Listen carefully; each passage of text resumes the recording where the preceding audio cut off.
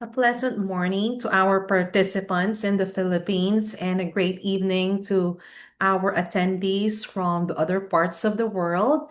I am delighted and excited to be sharing knowledge and insights with you today regarding the topic that I was given.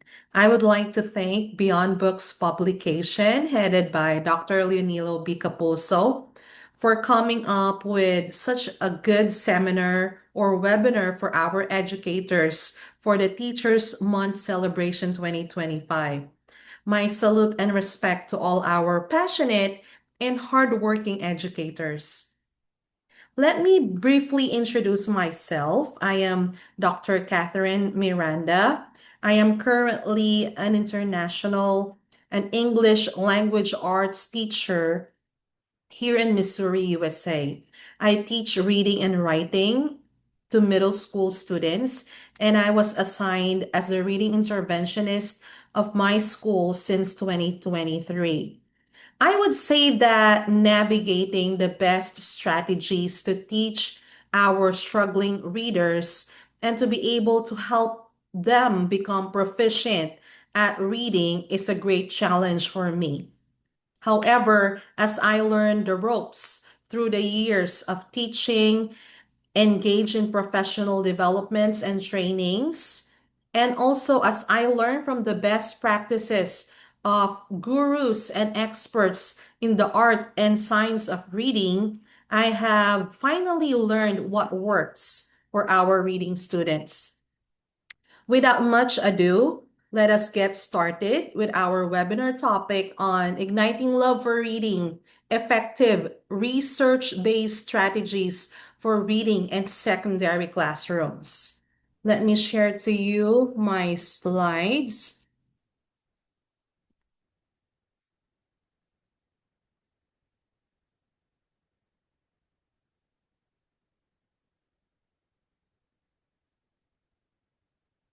I hope everyone can already see the slides. So for our learning objectives today, we're going to identify the great benefits of reading for our students. We're going to touch base on the effective research-based reading strategies and why it matters to use these research-based reading strategies for our teachers. As what Plato, the Greek philosopher and a foundational thinker once said, books and reading give soul to the universe. They give wings to the mind, flight to the imagination, and life to everything.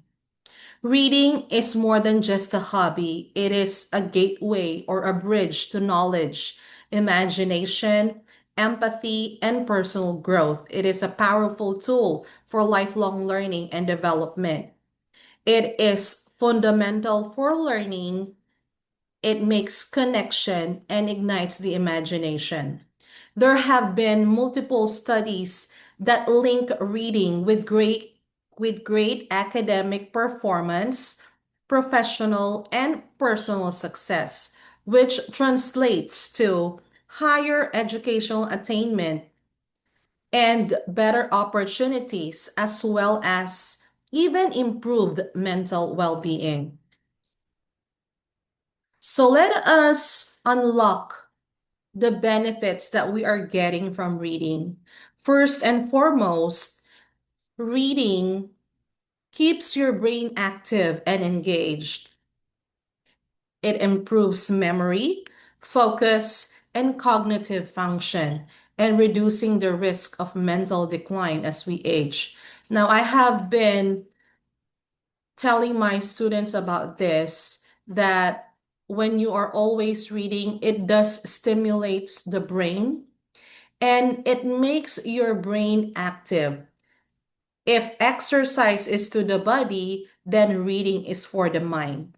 Okay. And there's also a study that says, especially for people who are growing old, if they are always making a habit to read, they will there will be a lesser chance of getting dementia or Alzheimer's disease. Okay. Another benefit of reading is that it expands your understanding. Okay. So whether you are reading a fiction or a nonfiction book, every page that you are reading is contributing to the world and diverse perspectives that you are building from your reading. So it really does expand your understanding of topics and things. Another benefit is that it enhances or improves your communication and language skills. So through reading, it enhances your vocabulary, grammar, and writing ability. This directly improves how you are able to communicate with people in both personal and professional life. Another benefit or advantages of reading is that it is a form of relaxation. Okay, it is a great way to escape reality. It is a great way to escape from stress. So remember that when you are reading, there is this flow state that we call like you can already forget what is happening in the current moment because you are already so immersed with your reading, and that's what we call as the flow state. Okay, another is it ignites creativity. Now, when you are reading fictional stories, it opens door to new worlds and it fuels your creativity and your imagination, making you think outside of the box. Another is books allow us to walk in someone else's shoes. So it is actually helping us to be more empathetic as a person because, when you are reading and you are, of course, looking at the emotions of feelings of the characters in the story, it enhances your ability to empathize and connect with the people or with the characters in the story.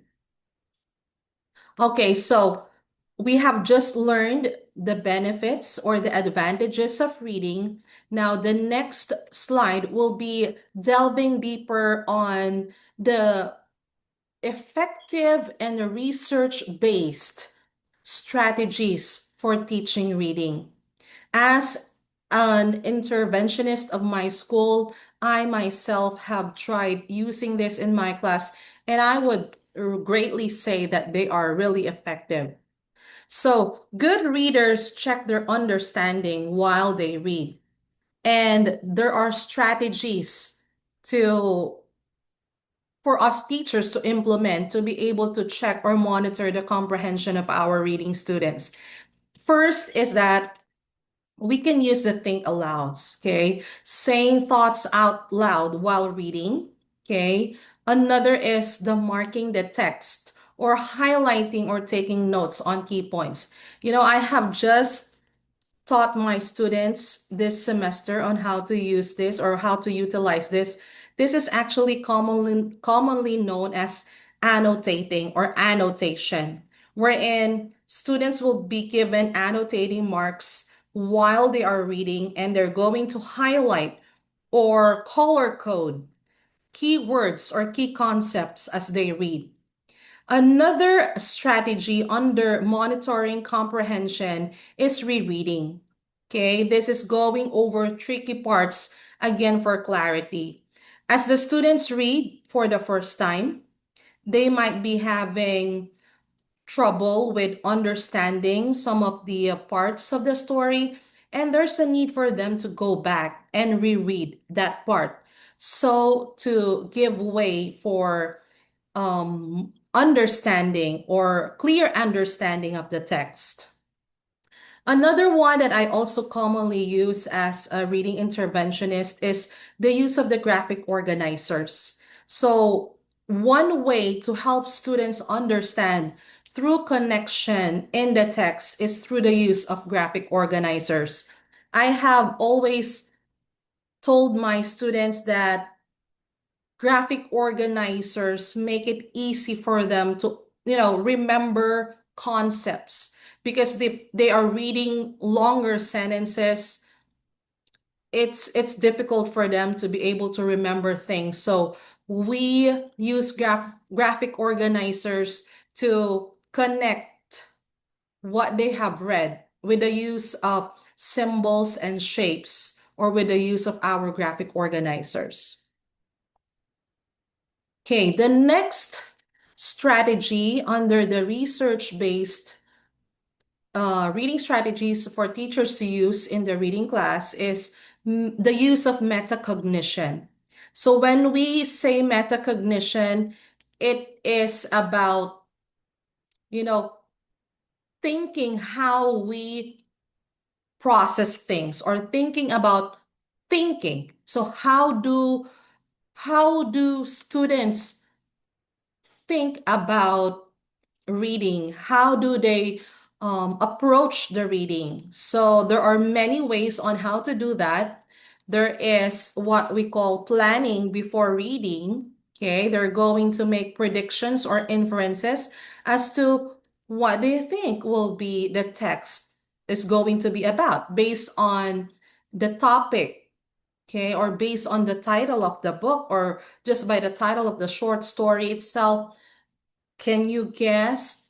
Can you guess what is the story going to be about? Okay, so that's one way on how we implement the planning before reading. Next is adjusting while reading.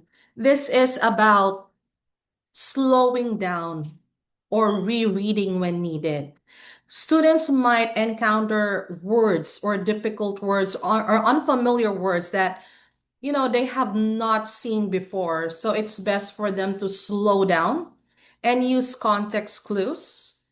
Okay, they can also check meanings of the words, but using the context clues can also be helpful for them while they're reading. And then another would be reflecting after reading. Now, the best way to do this is for you as a teacher to make them summarize the key points in the story. And this is one very important practice or routine that I have learned as a reading interventionist. I was told by an instructional coach that students can always say that, yeah, I know, I have read this. I finished all the pages of this book or this short story. But the question is, were they able to understand or comprehend what they are reading? Because at the end of the day, it is really about the reading comprehension, because children or students can always say, oh, I'm done reading all the pages, but were they able to understand or comprehend? Okay, it's not just reading between the lines, but reading beyond the lines. That is really very important. Next is to use comprehension instruction. We need to teach students to monitor their understanding. This is actually the bottom point of metacognition. It is about how students monitor their own thinking or understanding of the text or the reading, which I really found to be interesting because not all students are able to do this. So we need to teach them about metacognition. Okay, going to the next research-based reading strategy for our teachers is the process of scaffolding. Have you heard of the word scaffolding as a teaching practice or as a routine for reading classes? It is adding instructional supports for our reading students for them to be able to enhance their learning so that they can work towards the mastery of skills or the task. Now, for us to be able to do the scaffolding, there are many ways on how we do this. We can do the pre-teaching. I normally do this pre-teaching. I would make it a point to unlock the difficult words first before we are going to read the text, because this way I am actually providing a strong foundation for them. And whenever they are actually encountering the word in the reading text, they know already what it is about, because it also does help them comprehend the reading text better. Okay, so pre-teaching, the unlocking of unfamiliar or difficult vocab words is very important. Another is providing background knowledge or activating the background knowledge of our students. This is done through asking them a question. Okay, this would help them understand what the context is going to be about. Another under scaffolding is the use of visual aids. When we try to incorporate images, illustrations, pictures, and other visuals, we are actually helping them, to like define and even simplify complex concepts in the reading text. Another would be the discussion prompts. So we can provide our students with sentence starters, okay, encouraging them to talk about their learning and their comprehension. Okay, aside from the two mentioned research-based strategies for teaching reading, using visual organizers, I would say, is one of the best things to utilize in a reading classroom too. Okay, it helps students organize their thoughts and simplify the concepts. Okay, another additional to your toolkit in reading, in teaching reading, is to use visual organizers. And I myself, I am really into using this in my classroom. One is you can actually make use of the story maps, okay? Outlining characters, settings, and plot. We normally use this for fiction stories. We can do concept webs, okay? Showing how words and ideas connect to each other. T-charts, okay? It is when we are trying to compare and contrast information or details in the story. And another is a concept, or no, like a character map, I mean. Okay, a character map is actually testing the literary analysis of students. Through this, they are able to track the traits, the emotions, feelings, relationship, and even the character development. Okay, I am also always using this in my classroom, in my reading classroom. Okay, so next would be the asking and answering questions. Okay, there is this strategy called the QAR, and it teaches students, it trains them to how to find, okay, how to find answers and how to figure out things in the story. And there are four types of the QAR strategy. First is the right there. Now, this is so easy to do because, answers are just found directly in the text. Now, you can ask a question and then you can just ask them, okay, give me a text evidence for this. Okay, so they're going back to the text and they're going to show you, okay, this is the evidence for that question. Okay, the answers is directly found. They don't need to, they don't really need to find a difficult time for this because, it is just directly found in the text. Another QAR strategy is the think and search, wherein answers are found across different sections. This might be a little difficult over than the right there, but as you carry out or implement this in your class every day, students will be getting used to it. Okay, the author and you. What is this QAR strategy, author and you? It would require students to use both their text and prior knowledge. Okay, so this is kind of like using inferencing too, because we know that the formula of inferencing is when we check what is in the text, okay, the clues in the text, and our prior or background knowledge.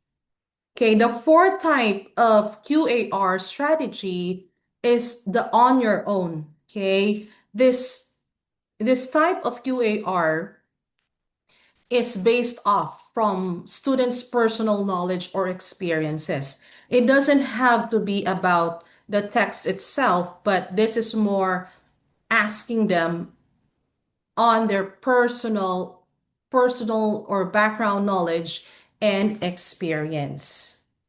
Okay, going to the next slide, we have the next strategy, which is the summarizing. Summarizing is a process of helping students focus on the most important information. Okay, you can tell them, okay, use one sentence summary for the short passage or for the short story, I mean, or they can make a one sentence summary about, the text that you have given them. Another type of summarizing strategy is the gist strategy, wherein students would summarize in 20 words or less. Another type of summarizing that we can utilize in our reading classrooms is the reciprocal teaching. Okay, this can be a very engaging and an interactive form of activity in the classroom wherein students take turns in summarizing with a partner. Okay, so we are just done with effective research-based practices or teaching practices that we can use in the classroom for our struggling readers. Now, for the next slide, we are going to touch base on the effective teaching practices for reading.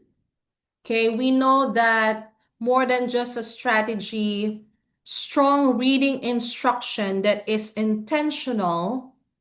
Okay, we know what we're doing. Our intention is to make our students love reading and become proficient at reading. We need to be intentional with our goal or with our objective. Strong reading instruction is very important because it relies on a structured, evidence-based reading instruction that would ensure that students are really building, strong literacy skills. We're not just teaching for the sake of teaching. We want to be more intentional with our goals, with our reading students, okay? And there are so many ways on how we're going to do this.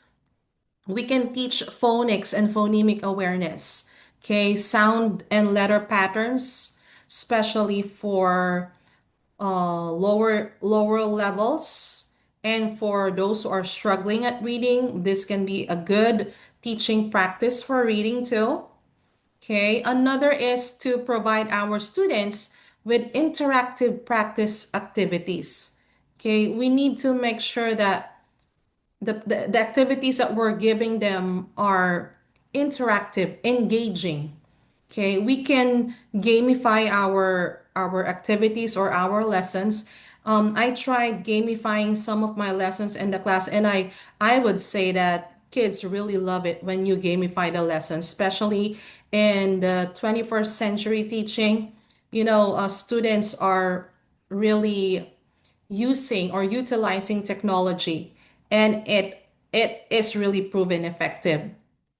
Another is decodable readers to reinforce phonics-based learning. So again, going back to the number one, how students decode sounds and letter patterns, especially if they're struggling in reading, is very important.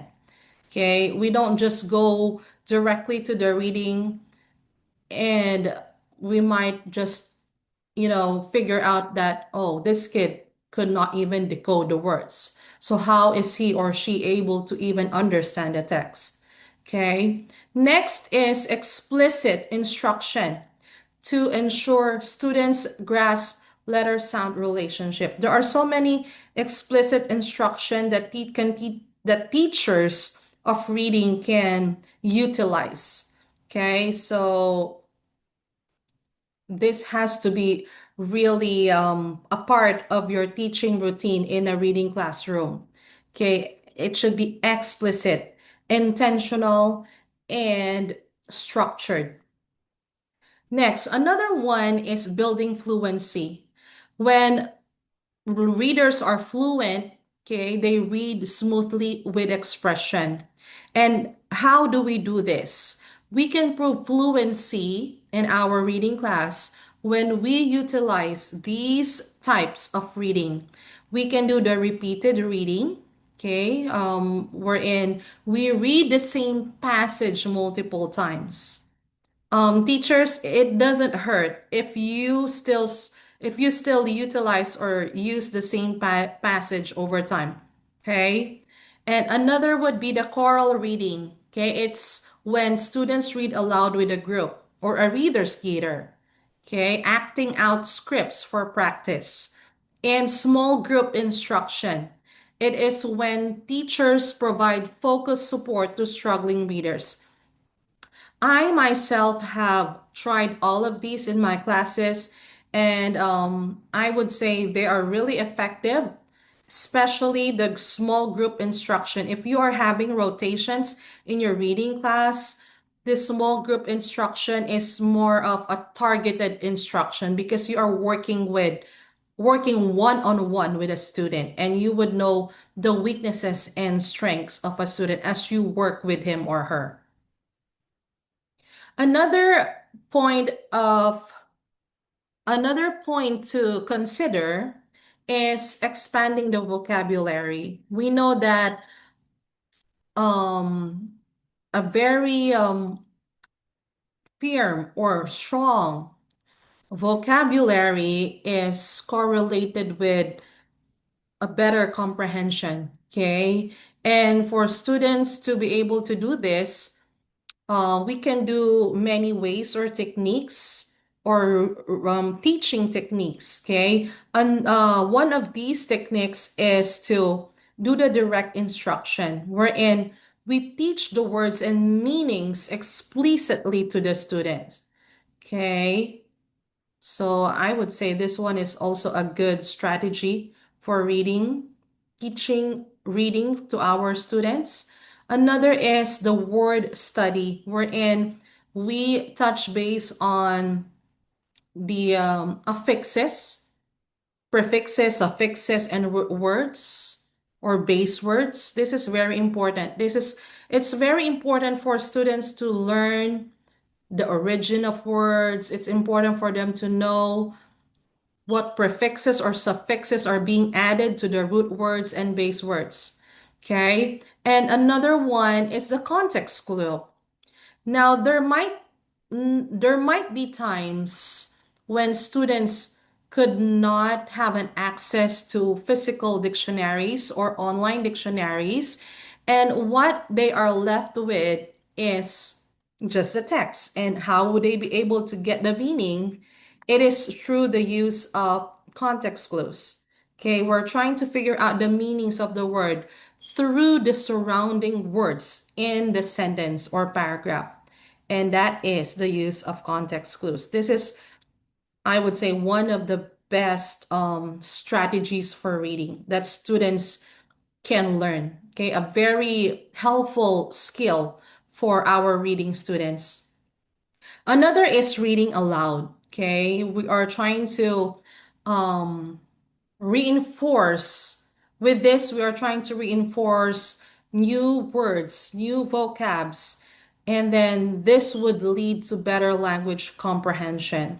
Okay, when I have a new text or new short story or a passage to my students, I would normally do read alouds too, because it's also necessary for our students to know how words are being decoded, okay, and how words are being defined, because this would help them later in the reading of the text. So, what is the importance? Why Why is it a big deal for us to be using research-based instructional strategies for reading? First, it's because it ensures students receive the best instruction possible. Going back to what I just said earlier, we need to be really intentional with our teaching to our reading students, okay? And another thing is that we know that it would really work for them because it has been already studied scientific, there's a scientific basis on it. So we would say that it's really effective. Okay. And next is helping our students develop essential reading skills while making learning engaging and effective.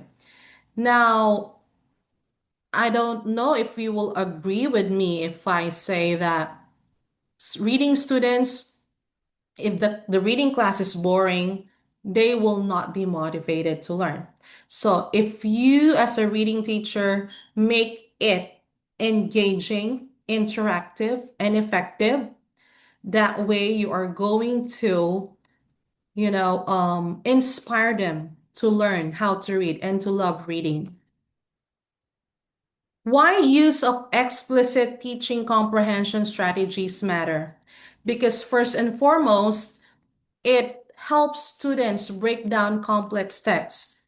As much as possible, we would like to simplify things in our reading class. We don't want to, complicate things because most of our students who are struggling are actually trying to navigate things in the reading class. So make it easier for them to, understand and comprehend complicated or complex texts or tasks. Another is we want to encourage them to read often, okay? Because the more reading that they do, the more skills that they're able to get in that class, and the more that they're going to succeed in the classes or in the classroom. Okay, another is with the use of the reading intervention. This is a targeted support for our struggling readers, and this is a good strategy or way for them to be able to catch up. Now, in our school, we do have reading intervention classes. These students who are being placed in that reading intervention class, we'd make sure that they get all the help that they needed. Okay. Teaching reading comprehension strategies are very essential skills in a reading class. The students in that class, in that reading class, should learn how to summarize, they should learn how to predict, make inferences, and they should also know how to ask questions so that it would improve their understanding and comprehension of the text. Okay, lastly is it supports students with structural or structured lessons, making reading more clear and accessible at every grade level.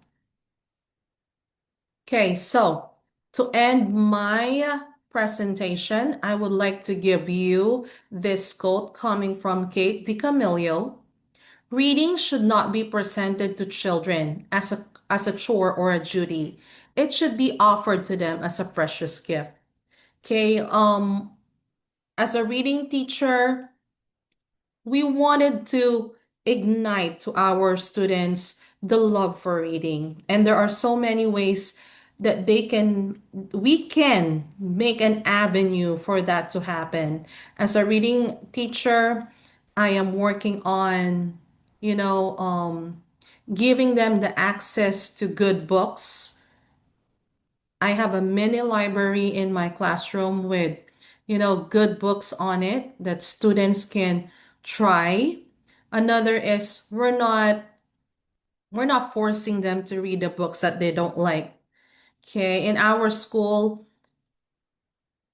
especially in my reading class, I would motivate them to, read the book that they like or love. Okay, I would tell them, okay, I'm not forcing you to read the book that you don't want. so that you will be motivated, more motivated to read.